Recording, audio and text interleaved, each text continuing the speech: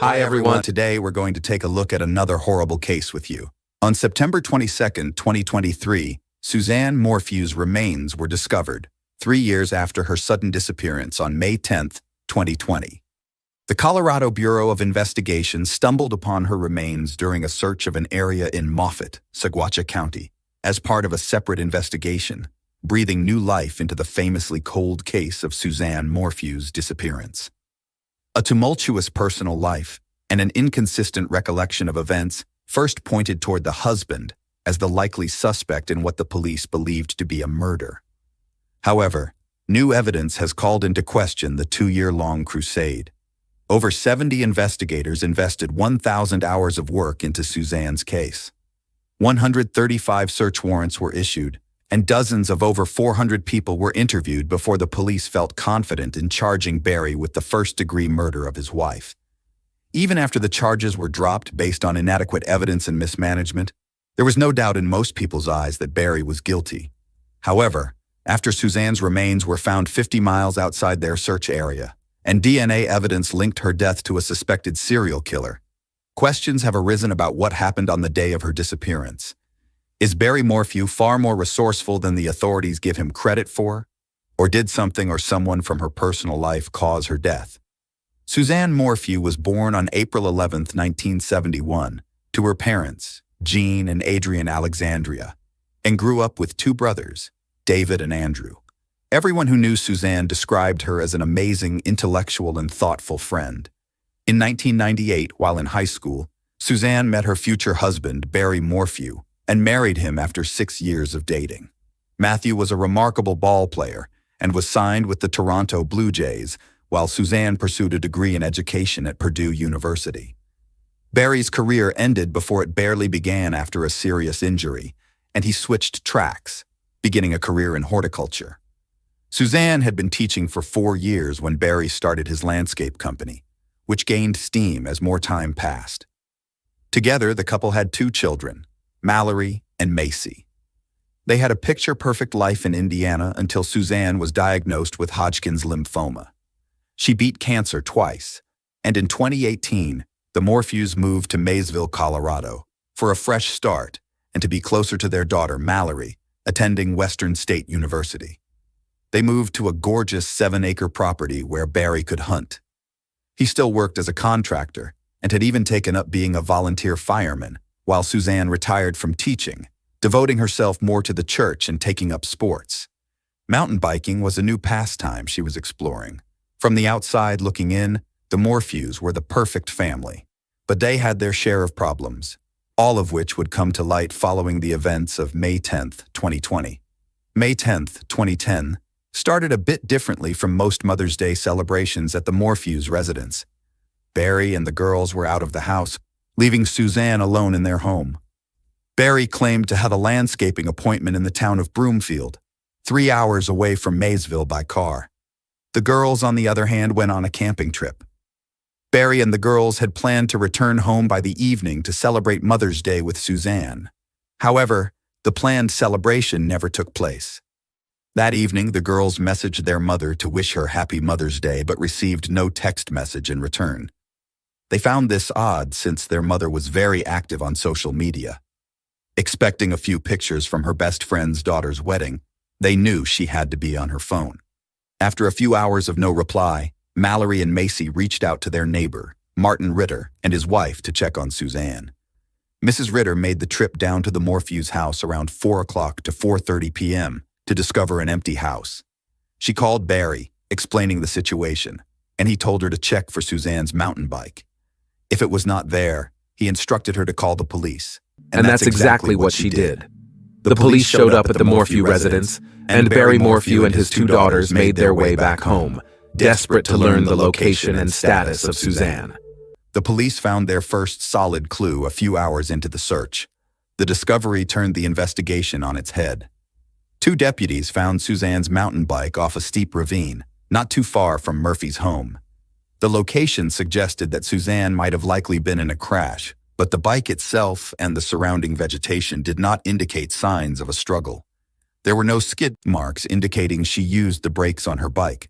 No damage to the mountain bike itself despite tumbling down the side of a ravine, no blood, and the vegetation in the area hadn't been disturbed. The deputies deduced it was obviously placed there by somebody. When they presented Barry with this information, he had a bizarre reaction.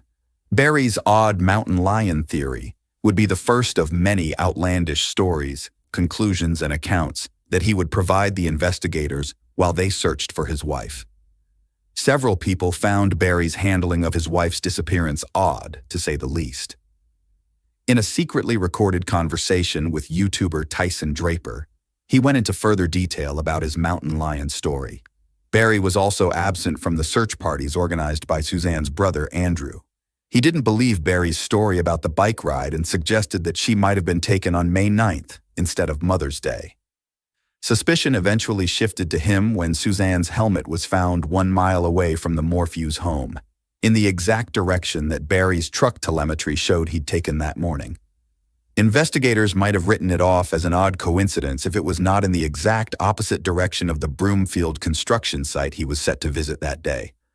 In the preliminary interview he gave the officers, he claimed to have been woken up by his alarm clock around 4:30 a.m. and left straight for Broomfield. Yet, the telematic data from his Ford F-350 showed that he'd driven 1 mile west before heading to the construction site. When Barry was confronted with the data gathered, Barry provided a convenient explanation. He claimed to have been scouting elk earlier that morning at around 4:30 a.m. and was curious to see which direction they were headed so that he could track them down later. Apparently, Barry had a habit of tranquilizing elk and removing their antlers for sale.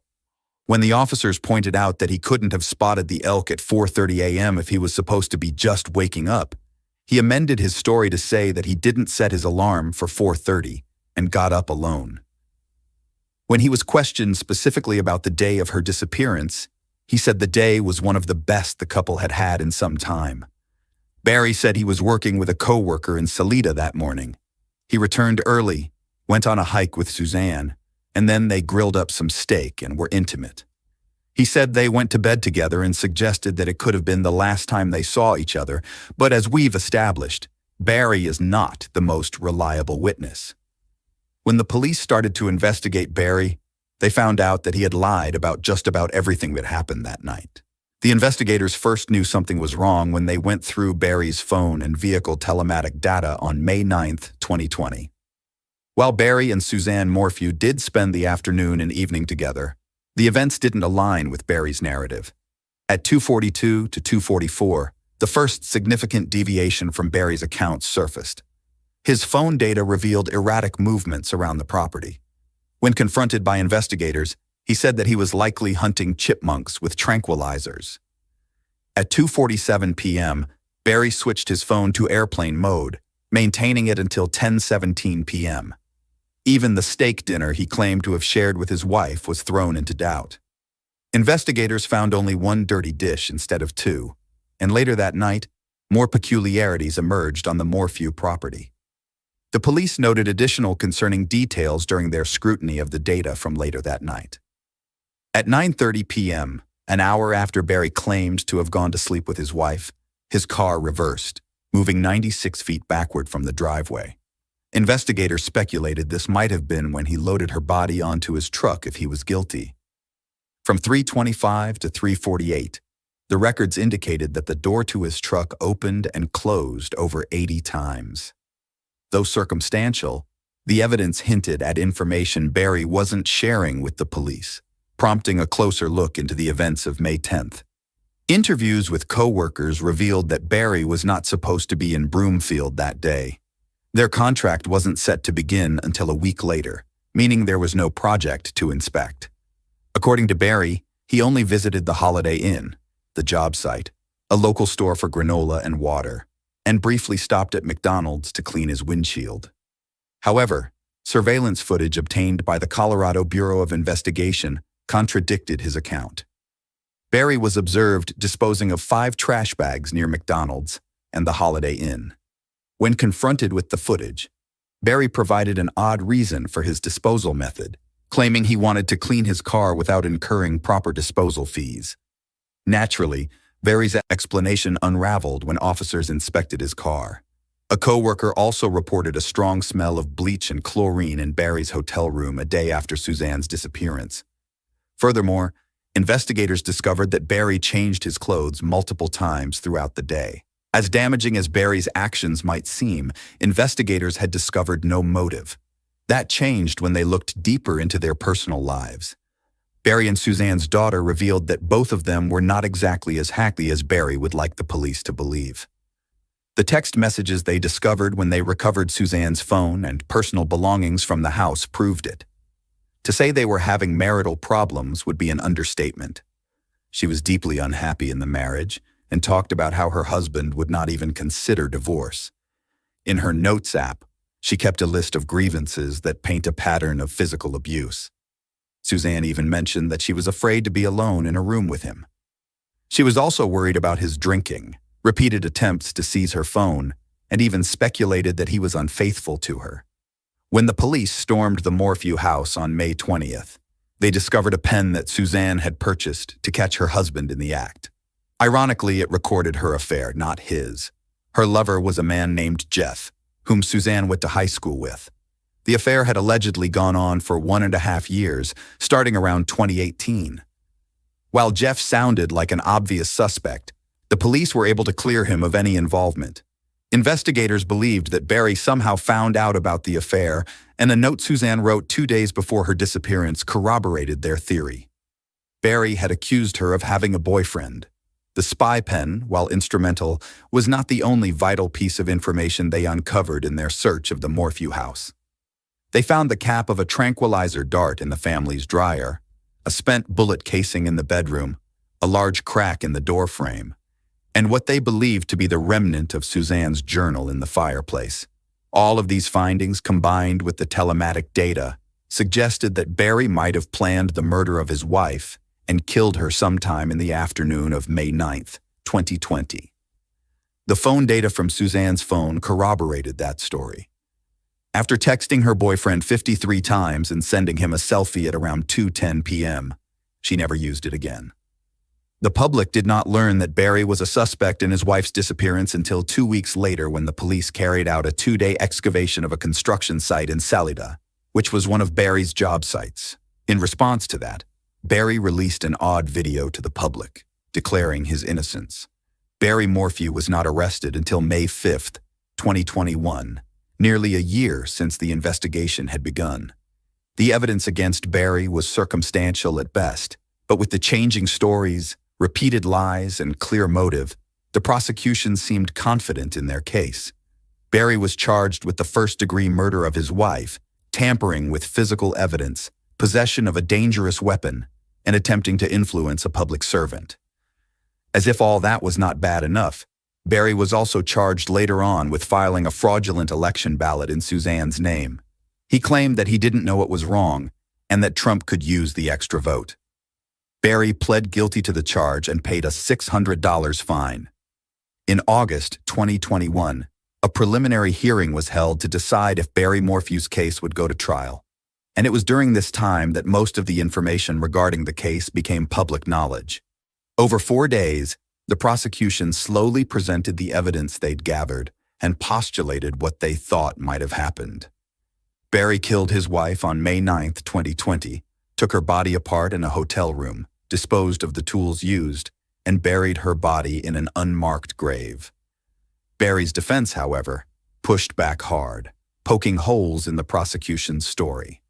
They pointed to the fact that cadaver dogs could not find any signs of human remains in Barry's car and the hotel room where he supposedly brought her body. They also alluded to the fact that the dark bullet cover might have been planted. There were visual inconsistencies in the pictures taken of the dryer. One showed that the cap was in the dryer, and another showed that it wasn't. The defense also stated that it would have been impossible for Barry to have used his dart gun to aid in the alleged murder since it was broken at the time. However, the defense team's smoking gun was the partial DNA they discovered in Suzanne's Range Rover and on her bike helmet, none of which matched Barry.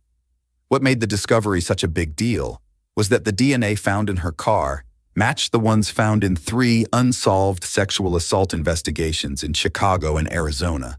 raising reasonable doubt. Why was this not brought up earlier? The CBI investigator who collected the evidence went on military leave before he could follow up on the lead. To make matters worse, the defense was never informed of the existence of the foreign DNA matches. They were learning about it for the first time during that hearing, meaning the prosecution withheld exculpatory evidence that could have aided the defense. Throughout the hearing, the defense argued that with the existence of another suspect with a criminal record, the prosecution did not have enough evidence to prove that Barry should be convicted of the killing of his wife. They asked the judge to rule quickly on his decision, but oddly, he delayed his decision, citing the hundreds of man-hours and resources put into the case. It wasn't until September 7th that the judge decided that the case would move forward and set Barry's bail at $500,000. Barry walked out of county jail with his daughters on September 20th, 2021. 9 days before the trial was set to begin, the prosecution filed a motion to dismiss all charges against Barry without prejudice. What this means is that the prosecution is free to restart the case at any point, pending new information. Without a body of reasonable doubt on whether Barry committed the murder and misconduct on the part of the prosecution, it would have been a hard win. The prosecution also missed several deadlines, which earned them sanctions that excluded 14 key witnesses from the trial. The world was shocked when news broke of the dismissal, and Barry could be seen exiting the courthouse with a big smile on his face, and his 2 daughters with him. On September 22nd, 2023, a group of investigators dug up several shallow graves located in Moffat, Colorado, following an investigation. Suzanne's remains were identified with her dental records and chemotherapy port over 50 miles away from the projected search area, which was the mountains surrounding Barry's property. With the discovery of her body, people question if Barry could still be technically considered a suspect in the murder, since the police are certain that Barry's truck was not in Moffat on the 9th and 10th of May. Some people have pointed out that Barry could have had help in disposing of her body, and he could have made the trip to Moffat to bury the body and head back. Perhaps if they got a subpoena for his phone and car data for a longer period, they might be able to link him to where Suzanne's remains were discovered. But for now, Barry seems to be in the clear. However, the police and district attorney's office have not thrown in the towel yet. The district attorney of the 12th Judicial District told CMN that the case is still under investigation, and she would not be able to comment until more information is known. But they did offer their condolences to Suzanne's family. Iris Etienne, Barry's attorney, has been very vocal since the body has been recovered, hinting that it's more likely that Suzanne was one of the many victims of a serial killer since her remains were discovered in a boneyard. She believes that Barry was wrongfully targeted by law enforcement and hopes that they might eventually admit that they were wrong. In the meantime, Barry has begun a $15 million lawsuit against the prosecutors, sheriff stations, and many investigators, claiming he was wrongfully charged in the disappearance and death of